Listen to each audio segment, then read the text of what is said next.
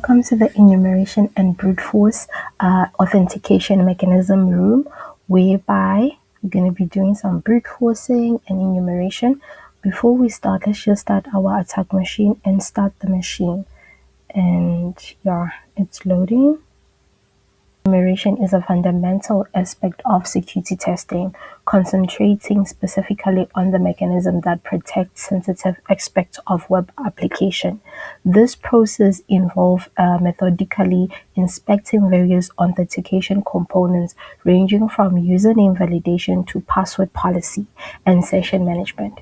Each of these elements is meticulously tested because they represent potential vulnerability that, if exposed, they can lead to a significant security breach, which we do not want. And the objective of this room is that we need to understand the significance of enumeration and how it is set the stage for effective brute forcing. We learn advanced enumeration methods mainly focus on extracting information from verbose error messages. We need to comprehend the relationship between enumeration and brute force attack in a compromising authentication mechanism, and also gain a practical experience using tools and technique for both enumeration and brute forcing. And then the prerequisite is that we need to be familiar with HTTP and HTTPS, which includes request or response structure and common status codes. And we need to have experience in using tools such as your Burp suite and also Hydra, and also your basic proficiency in navigating and using the Linux command. So it says we have deployed our attack or virtual machine. So now let's just do what is needed. We need to add we need to just add this IP address. So I'm gonna be using Vim. You can use Nano for this. I'm gonna be using Vim, and then enter, and then I can just come here and copy. I didn't do insert, I'm just copying and pasting, and then escape, shift double colon WQ, which means like save this. So we can just check this while we go through. It's gonna give us that 3 minutes that is required. And then on the authentication enumeration. Authentication and enumeration, we need to think of yourself as a digital detective. It's not just about picking up clues, it's about understanding what these clues reveal about the security of a system. This is essentially what authentication enumeration involves. It's like piecing together a puzzle rather than just ticking off item on a checklist. Authentication enumeration is like peeling back the layers of an onion. You remove each layer of a system security to reveal the real operation underneath. It's not just about routine checks, it's about seeing how everything is connected. So on identifying valid users. So we need to know a valid user, knowing a valid user lets an attacker focus on the password. You can configure out username in different ways, like observing how the application responds during logging or password research. For example, when error messages that specify this account doesn't exist or incorrect password can hint at a valid user, making attacker's job easy. Let me just go to the IP that we needed to access so that we can apply the work, so that you can see what it means. Let me just get that IP address, copy this IP, and come here. And I think in the meantime as well, just get your Burp suite running. We're here. Let me just quickly just start my Burp suite. Just start it so that everything like works out. Like when you start doing what needs to be done, you will not struggle. Okay, while it loads. And then let's come to password policy. The guidelines when creating a password can provide a valuable insight into the complexity of the passwords used in an application. By understanding these policies, an attacker can gauge the potential complexity of password and tailor their strategy accordingly. For example, below we have a PHP code using regis to require a password that includes symbol, number, and uppercases. As you can see, this is a password with a post method, gonna perform a post request, and here the pattern it tells you that it does require an uppercase, a digit, a symbol, a word, and a number. Can either use, as they already have told us here, that it does require like password that include a symbol, a number, and uppercase letter. And here, let me just come here and start it. In the above example, if the supplied password doesn't satisfy the policy defined in the pattern variable, the application will return an error message revealing the regex code requirement. An attacker might generate a dictionary that satisfies this policy. And then let's just come here and turn off your intercept. Come to settings so that it does allow us to go on browsing. So like just click here and close, and then we can open browsing. Common places to enumerate. When a web application are full of features that make things easier for users, but can also expose them to risk. Registration pages. Web applications typically make the user registration process straightforward and information by, I just want to, here, let's come to Verbose so that we can try. Let's start with basic authentication. Yeah, let's start with that. I don't think this one is going to give us any, but we can try admin, and then the password, sign in. No, this one is not gonna work. I just want us to get like those error messages when you are like logging in with error, like something that is not valid. Admin at gmail.com, and we can just use a password of like password and submit. There we go.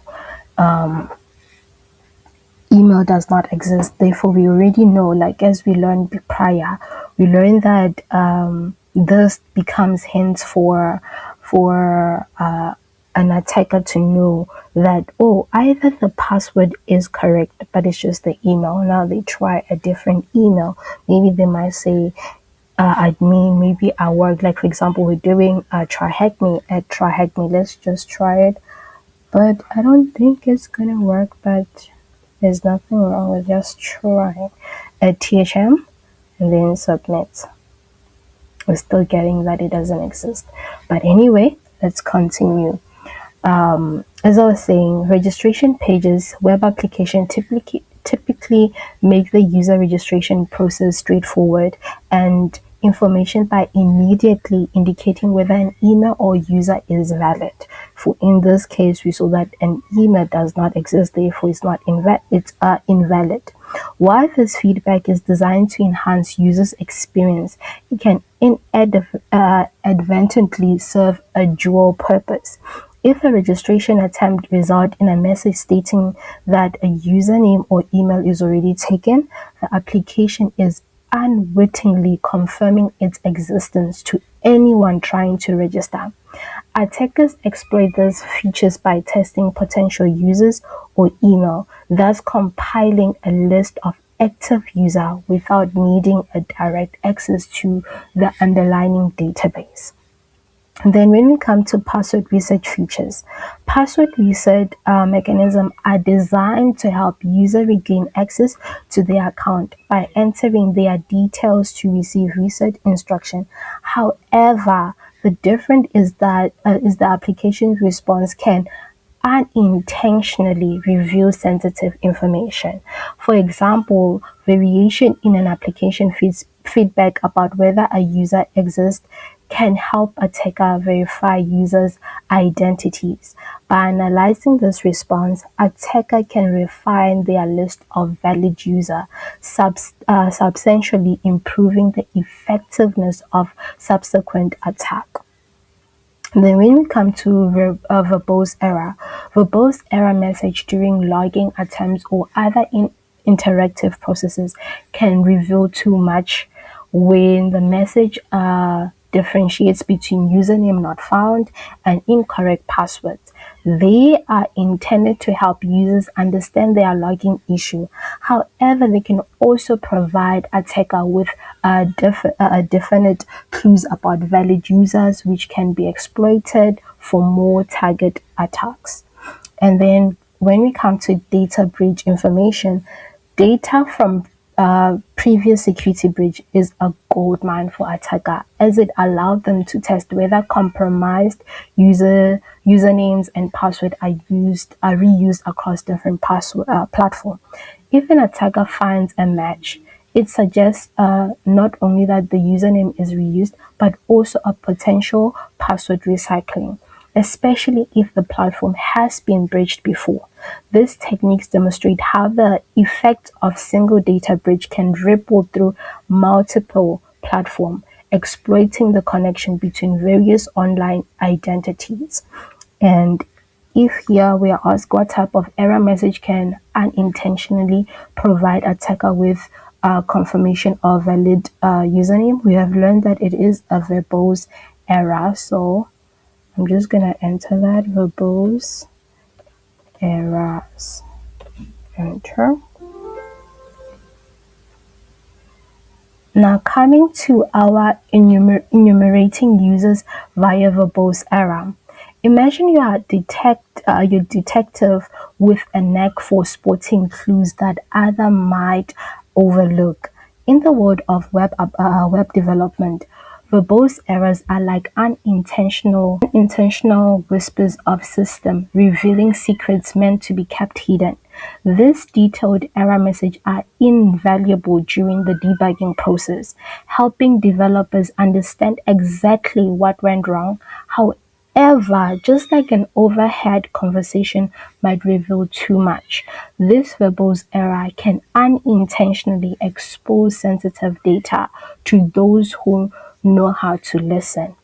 Verbose errors can turn into a goldmine of information, providing insights such as, like for example, your internal path. On your internal path, there's like a map leading to hidden treasure. This reveals the file path and directory structure of the application server, which might contain configuration files or secret key that ain't visible to normal user. And then on our database details, this way it offers a sneak peek into the database. This error might spill secrets like your table name and your column details. Then on our user information, sometimes these errors can even hint at user or other personal data, providing clues that are crucial for further investigation. Inducing verbose error. Attacker induce a verbose error as a way to focus the application to reveal its secrecy. And below are some technique used to provoke this error. The first one is invalid login attempt. This is like knocking on every door to see which one will open by intentionally entering incorrect usernames or passwords. Attacker can trigger error messages that help distinguish between valid and invalid user. For example, entering a username that doesn't exist might trigger a different error message than entering one that does, revealing which username are active. So the second one is SQL injection. This technique involves spilling malicious SQL command into entry field, hoping the system will stumble and reveal information about its database structure. For example, placing a code in a login field might cause the database to throw an error inadvertently exposing details about its schema. And then the third one is the file inclusion or the path traversal.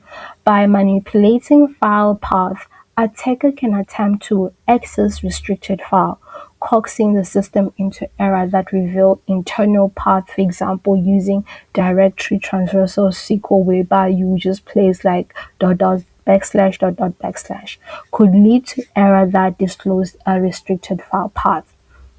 And then on our fourth one, we have form manipulation, where tweaking form field or parameters can trick the application into displaying errors that disclose back-end logins or sensitive user information. For example, this is like when altering hidden form fields to trigger validation error might reveal insight into the expected data form or structure.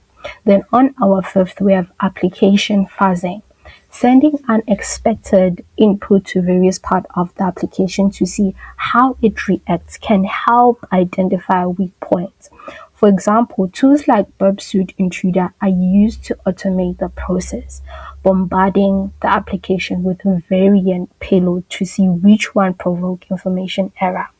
Then we have the roles of enumeration and brute forcing. When it comes to bridging, authentication, enumeration, and brute forcing often go hand in hand, whereby user enumeration, where we're discovering valid usernames, set the stage, reducing the guesswork in subsequent brute force attack, and then exploiting verbose error. The insight gained from this error can illuminate aspects like our password policy and account logout mechanism, paving the way for more effective brute force strategies. So in summary, verbose errors are like breadcrumbs leading attacker deeper into the system, providing them with the insight needed to tailor their strategies and potentially compromise security in a way that could go undetected and until it's too late. And we do not want that, right? On our enumeration in authentication form, in HackerOne report, please do go read about that report. You can just access it by clicking there. The attacker was able to enumerate users using the website's forgotten password function. Similarly, we can also enumerate emails in login form. For example, let's just navigate. I think we're already there. And yes, let me just check. Yes, we are there. And put any email. Let's just submit. We already submitted. This one doesn't work. Put any email address in the email field. When you input an invalid email, the website will respond with email does not exist, indicating that the email has not been registered yet. So yes. However, if the email is already registered, the website will respond with invalid password error message, indicating that the email exists in the database, but the password is incorrect. So let's just check, they use the test. So we're going to use test to check test at test.com, and then our password, we're gonna keep it invalid. So we know that the way we entered our password is wrong. Let me just try password uppercase with word and then the O as a 0 and then submit, still invalid. So let's do on the automation. Below we're given a Python script that will check for valid email in the target web app. Save the code below. So let's just gonna copy all the log until here, copy, and then I can just put this down. Then I can come to vim script.py, enter. I'm using vim and then control V and then escape, WQ, enter. There we go. And then on the Python script that we copied, we just click here to get like a breakdown of it. On the import, we have like a request, a Python library for making HTTP requests. This is used to interact with the web server by sending a post request to the target endpoint, whereby we see the import request. And then we have our setup. On the URL, the script targets the endpoint handling the logging functionality of the application. And we see that this is the URL that we are targeting. Then the headers, we have the headers, a collection of HTTP headers defined to mimic a typical browser request, ensuring the requests appear legit. So we have like our host, user agent, accept, so on, so on. There's like our header, variable in initialization, where we have like a valid underscore email, an array storing email addresses confirmed to be valid. If it's valid, it's gonna enter through here, but invalid error, a string containing the specific error message used to identify email in invalid emails, whereby we're gonna get, if the email is not in their database, we're gonna get email does not exist. We did see that output right when we're at the website. And then the main loop. The script reads email addresses from a provided file and check each of the validity using the check underscore email function. So for email in email list, they're going to check that email if it is there. And then crafting and sending HTTP request. For each email, the script constructs a data dictionary that includes the email address, a placeholder password, and a command to execute the login. We see here it is. You can just scroll here to read the whole code. And then we have our response handling. The response for the server is processed to check if the provided email exists based on the presence of the specific error message in JSON data. We see there the if invalid error in response.txt, print email is invalid, else if the email is valid, it's gonna say the email is valid. You know, the JSON data. And then we have the character verification. Email confirmed to exist are added to the valid email list, which each email's validity logged to the console. We see that we're gonna use a common list of emails from this repository. So okay, now we have come to the user email.com. We can just copy all the emails here. Did I copy? Yes, I did. And just create the file. So I'm just gonna save them. Username underscore gmail.com.txt.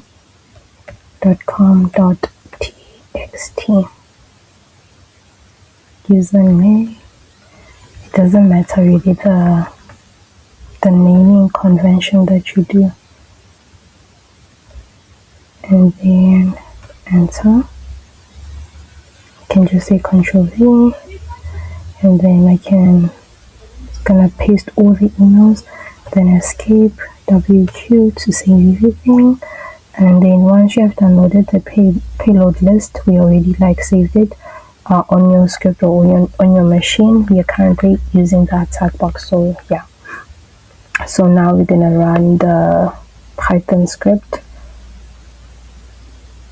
So come here and then Control V to paste and then run. Okay, one of them, I think username underscore gmail. Oh yeah, I see.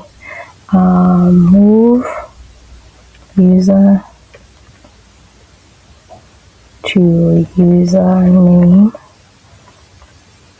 This was ensuring that I spell everything correctly. .tx no .txt. Let me just ensure usernames gmail.com. Yes. Okay, now I can rerun it. There, it's gonna give us the valid email address. So let's give it time, and the question is, what is the valid email address? And we found that here's the email address, we can just copy and paste it, and voila. On task 3, exploiting vulnerability password research logic. Password reset flow vulnerability. Password reset mechanism is important part of user convenience in modern web application. However, their implementation require careful security consideration because poorly secured password reset processes can be easily exploited. On email-based reset, when a user resets their password, the application sends an email containing a reset link or a token to the user's registration email address. The user then clicks on this link, which directs them to a page where they can enter a new password and confirm it, or a system will automatically generate a new password for the user.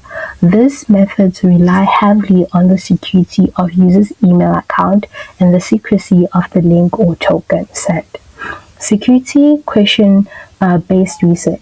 This involves the user answering a series of pre-configured security questions they had set up when creating their accounts. For example, one of the questions normally is like, what was your childhood's pet? Who was your teacher? What is your favorite? Those kind of things like where it is focused on. If the answers are correct, the system allows the user to proceed with resetting their password. While these methods add an layer of security by requiring information only the user should know, it can be compromised if an attacker gains access to potential identifiable information, your PII, which can sometimes be easily found or guessed. And one of the methods that, for example, if you set your security question based reset as what was your favorite pet? For some people, it's easy to go search on their social media account and you see, oh, they loved their rat, and maybe the rat was Quincy, so it's predictable, it's easily guessed, and you can use your OSINT and so on. So normally just have your multi-factor authentication in place. Anyway, let's proceed. SMS-based reset. This functions similarly to email-based reset, but uses SMS to deliver a reset code or link directly to the user's mobile phone. Once the user receives the code, they can enter it on the provided web application to access the password reset functionality. This method assumes that that access to the user's phone is secure, but it can be vulnerable to SIM swap attack or intercept. And please, for me personally, I will really recommend don't use your SMS-based reset. Don't use it. Let it be the last option in your mind. Anyway, each of this method has its vulnerability. The first one, predictable token. If the reset token used in a link or SMS messages are predictable or follow a sequential pattern, attacker might guess or brute force their way to generate a valid reset URL. The second is token expiration issue. Tokens that remain valid for too long or do not expire immediately after use provide a window of opportunity for attacker. It is crucial that token expire swiftly to limit this window, and I've seen that normally they allow you for 5 minutes. After 5 minutes, it is reset. You need to redo it again, and sometimes they quickly send you like a token or a password token where you can enter. If in the window of 5 minutes you don't do it, it is reset. You need to do it again, or sometimes it might not even allow you. So I think that is a good mechanism, even though 5 minutes is a long time, but yeah, it can do. Insufficient validation. The mechanism for verifying a user's identity, like security questions or email-based authentication, might be weak and susceptible to exploitation if the questions are too common or email account is compromised. Information disclosure. Any error an email address or user name is registered can inadvertently help attacker in their enumeration effort, confirming the existence of the account. Then we have insecure transport, the transmission of reset link or token over non-HTTPS connection can expose this critical element to intercept by network eardroppers. I have seen some big organizations using insecure transport, and I'm still in question to say how come. But anyway, exploiting predictable token that are simple, predictable, or have a long expiration time can be particularly vulnerable to interception or brute force. As I said, sometimes 5 minutes could be long, so that's exactly what it's saying. Like, if it takes long, it could be really vulnerable, like it could lead to brute forcing and so on. For example, the below code is used by the vulnerable application hosted in a predictable token lab, and you see there's the token with the rand or 200 accept, then update user set token where email in question, query bind parameter, the SS, the token, and then the email, and then execute it. The code above sets a random 3-digit PIN as the reset token of the submitted email. Since this token doesn't employ mixed character, it can be easily brute forced. So now we need to demonstrate what we just learned. We need to go to that link. Let me just put this down. I want to use it not on Firefox. I want to use it on the one that is connected to my Burp suite. So I think this is the one, predictable. This is the lab predictable token. So we have navigated here. We forgot the password, so we're just gonna click forgot password, and we are told to enter admin at admin.com, and then we submit. You see that the password reset link has been sent to our email, and in this case we don't have access to the email, right? And then it says the application respond with a success message, which we see. For demonstration purposes, the application said, okay, so we're just I'm gonna copy that and then open it on a new link.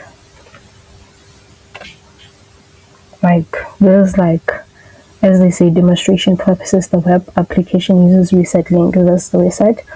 So we say notice. It says notice the token is simple numeric value. Using a Burp suite, navigate to the above URL and capture the request. Okay, we can just put this down and then come back here and then come back to our HTTP. We are on proxy and we want the latest. We are on proxy and then HTTP history. And I think this is the one. Nope.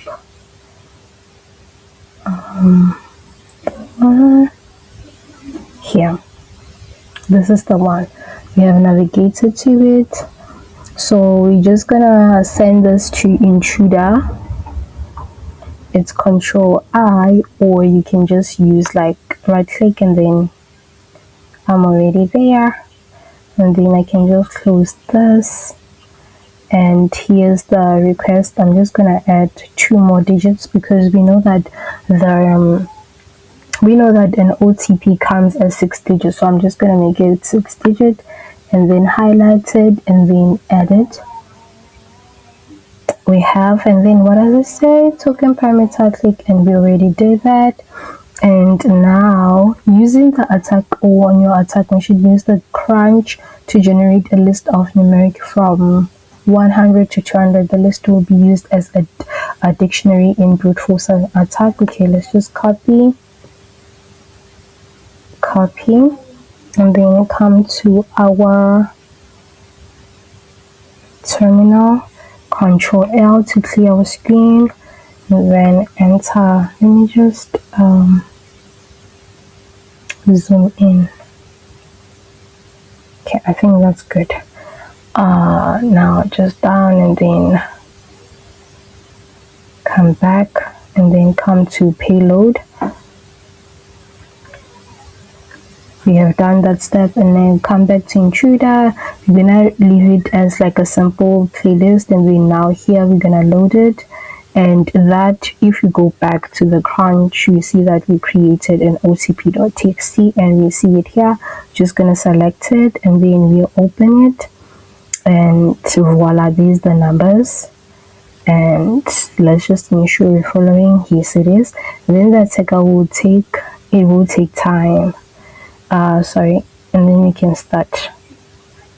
This would take time. This just like notifying us. We can just say okay, and let me just put that down, and there it is. It's gonna take time. That's gonna be like 101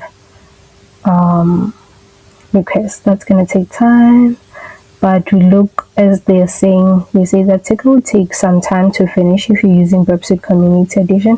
However, once successful, you get a response with much bigger content length compared to the response with invalid token error message.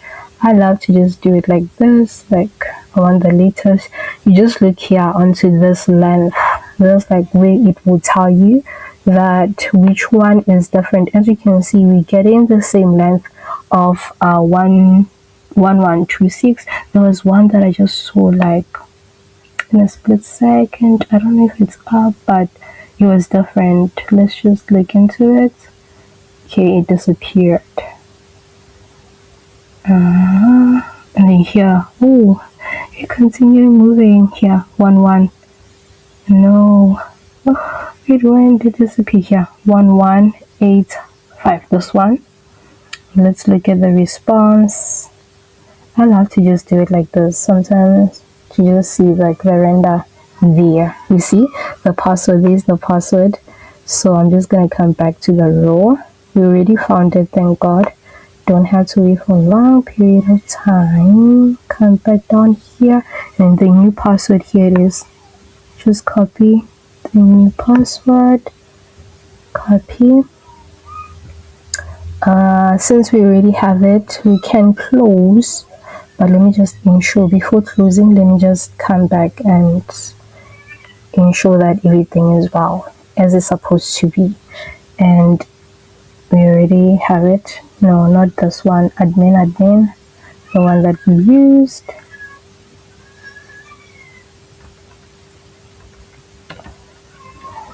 Admin,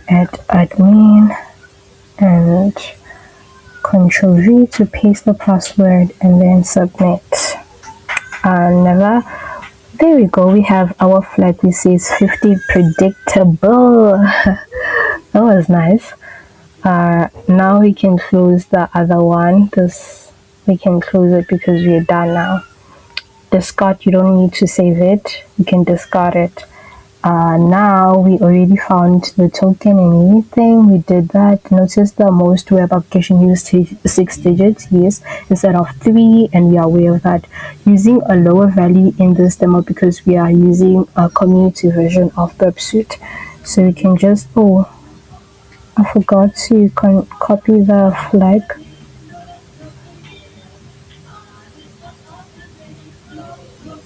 And then just control and copy, and then come to paste it here, and then check.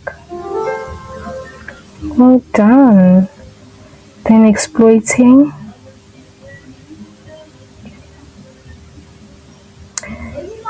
Exploiting HTTP basic authentication. Basic authentication in 2K24. Basic authentication offers a more straightforward method when securing access to devices. It requires only a username and password, making it easy to implement and manage on device with limited processing capability. New devices such as router typically utilize basic authentication to control access to their administrative interface. In this scenario, the primary goal is to prevent unauthorized access with minimum setup, while basic authentication does not offer the robust security feature provided by more complex schemes like your open authentication or your token-based authentication. It simply makes it suitable for environments where session management and user tracking are not required or are managed differently. For example, in devices like routers that are primarily accessed for configuration changes rather than regular use, the overhead of maintaining session state is unnecessary and could complicate device performance. HTTP basic authentication, which is defined here on the RFC 7617. Please do go and read about it there, which specify that the credential, like your username and your password, should be transported as a base64 encoded string with HTTP authorization header. This method is straightforward but not secure over a non-HTTPS connection, as base64 is not an encryption method and can be easily decoded. The real threat often comes from weak credentials that can be brute forced. HTTP basic authentication provides a simple challenge response mechanism for requesting user credential, and we can see here the client and the server, they're having a conversation where the HTTP, like you do like your HTTP request, and then it says you're unauthorized for one, and then the ask user for credential, and then they send back with the base64. Then they check the credential which responds 200, which is if the credential are correct, so it says a success. But if it's not, it sends a 401, which is unauthorized. Therefore, the client cannot access whatever that they were requesting.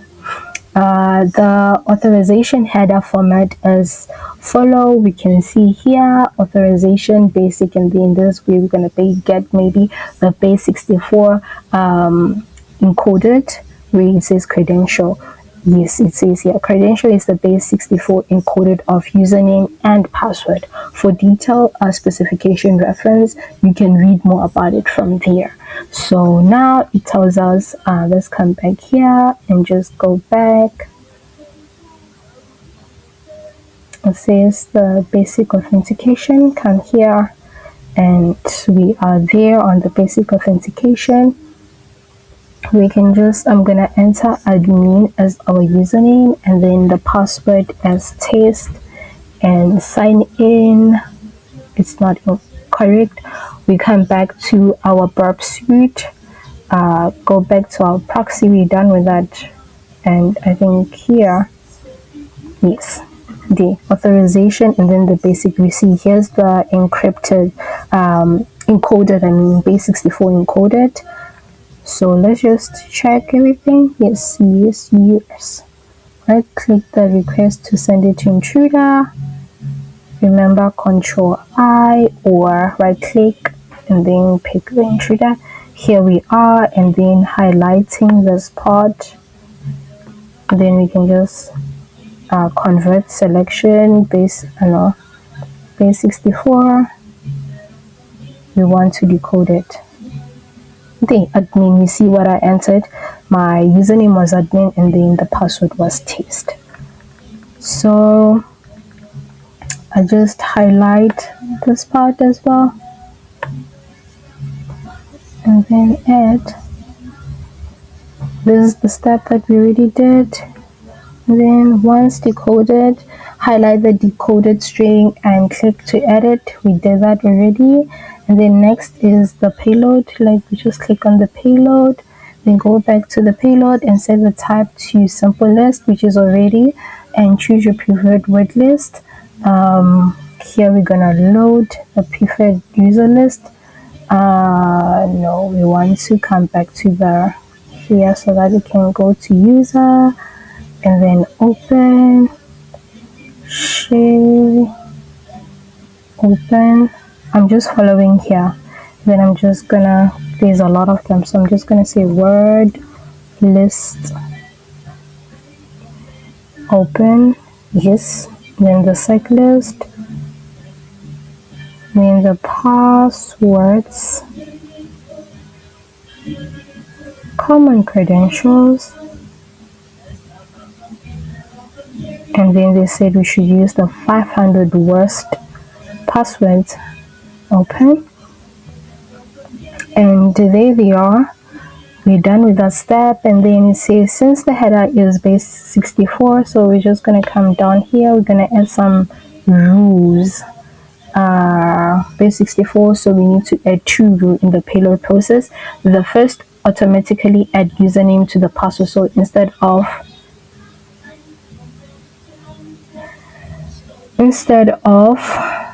sorry, the first add username and password. So instead of 123, the payload will be admin 123. So now we come here and then we pick add prefix, and then our prefix is admin.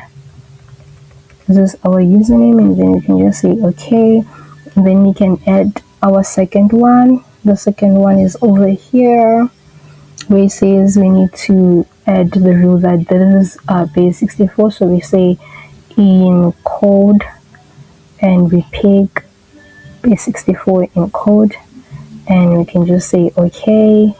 Yeah, and then we come here, we can just remove the equals because also base 64 does use it, and then we can start the attack. That's basically it. We can just say okay here, and yeah, while it loads here, the thing sometimes it just goes off here. It's gonna try all of them. We are at 19. We done that. It says once done, go back to position, click, and the attack will take less than 2 minutes, but it seems to be taking long. We can try with an open source tool, and then here it tells you how would you know. Once you get a status code of 200, it means that the brute force is successful, and one of the password is the supplied list working. Decode the encoded base 64 string in a successful request. So it's still like currently we're just seeing like 401 invalid. So yeah, just give it time. But now we can come here and try with Hydra. I think it's much faster that way. Control L, and then you can just say Hydra dash L, which is our admin, and then capital P using that path. Let me just copy the path.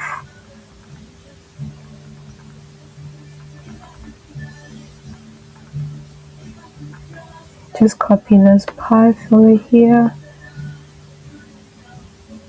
because we're using a word list, and then I had initially written down the steps, and then remember we're using emu.thm. Still remember when we were adding the IP address and then the platform. Just check, okay, yes, we did edit. So we're doing an HTTP get request.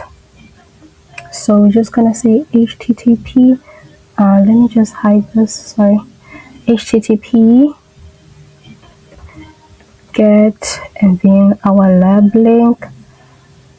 Not all of it, just like the endpoint. I'm just gonna copy from here. I already had written it down, so I'm gonna Control V, then enter. Hey, look how fast it was. The password is yellow, so let's go test it out. But it would have came encoded, like this password would have came encoded. That's where if I say that we after Burp has found the password, you just need to decode it to know what is the password. So we can just come back here and we can just say admin, and the password that is already cracked was yellow.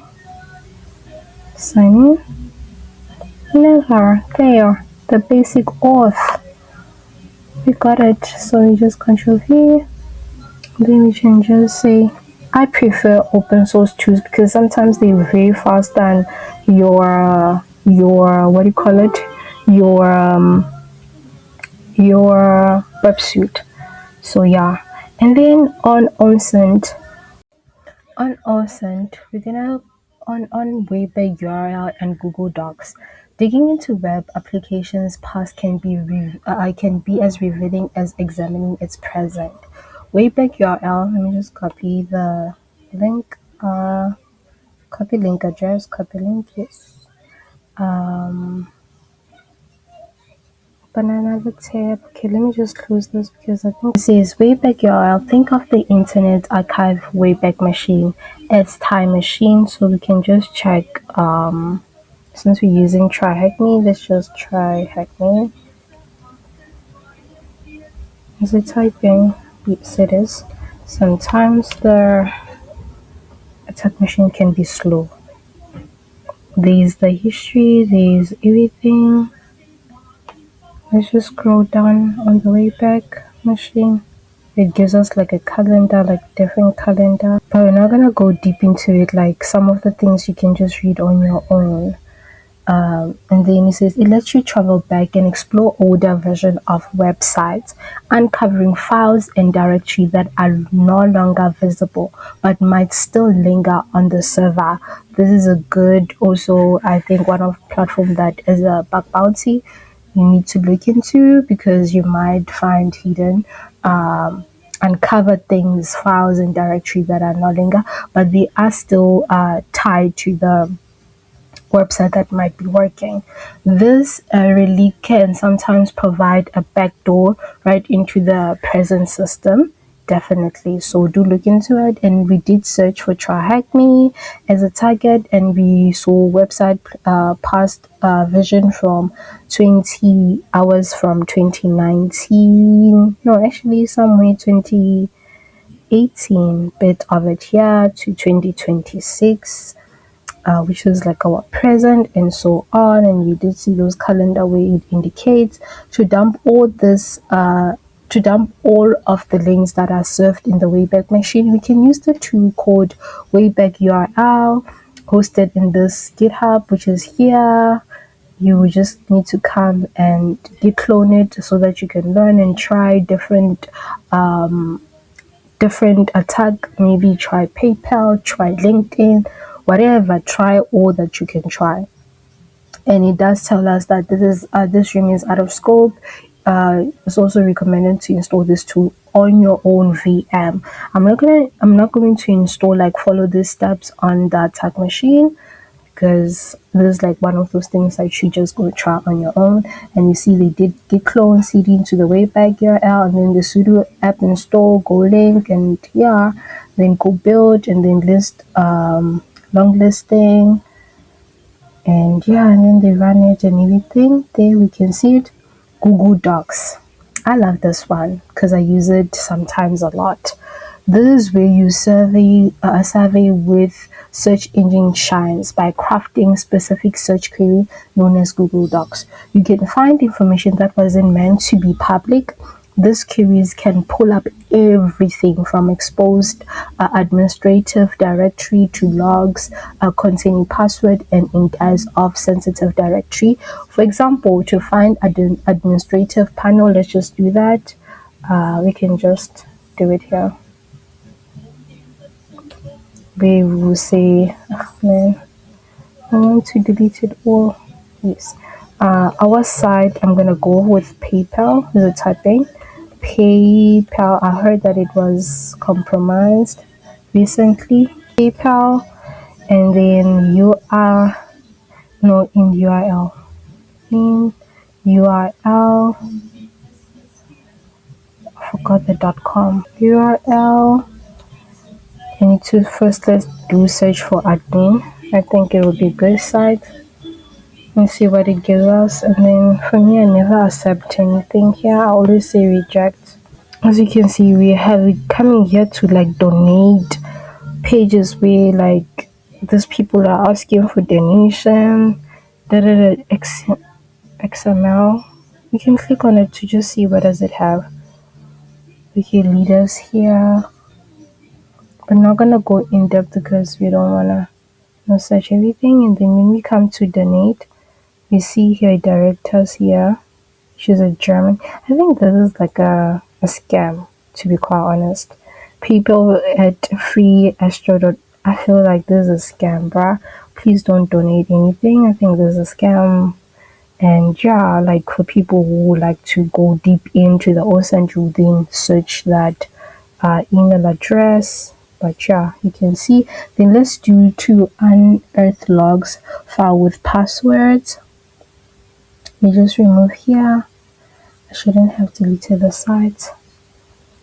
Okay, the doc is taking forever. And then we will go by file, type, and then send them to logs.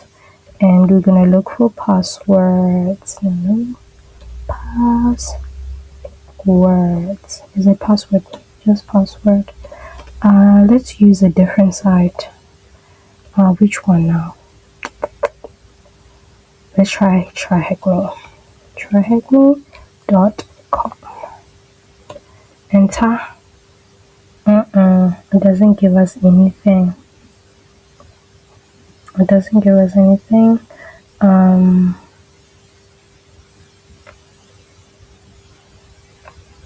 Doesn't give us anything. Okay. Let's try the one that we talk about to discover backup directory. Let's just do that. It says in title. And then somebody written on my group of Medium, they written that they found a vulnerability just using a Google Doc where they were searching based on organizations, and then they will search for like things such as your Google Drive. So let's just search this one. This one just take us into the things that we're busy doing. Index. Oh yes, it links there because the words are there. Yes. So this one could not work. This one will not be a good example, but let's try PayPal again. PayPal.com. No, spelling.com. Let's just try it out and see.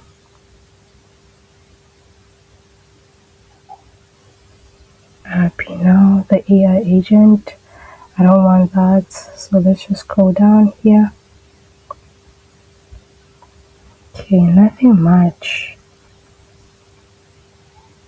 Let's just like nothing much. I don't want to waste our time reading here, but somebody said on like one of my medium, they say that they do use Google Docs whereby they find vulnerability. Like for example, like you just find like the site that you're using, and then you search like things such as like your Google Drive, because some people use Google Drive, Google Doc, and so on. And then in that, they may have stored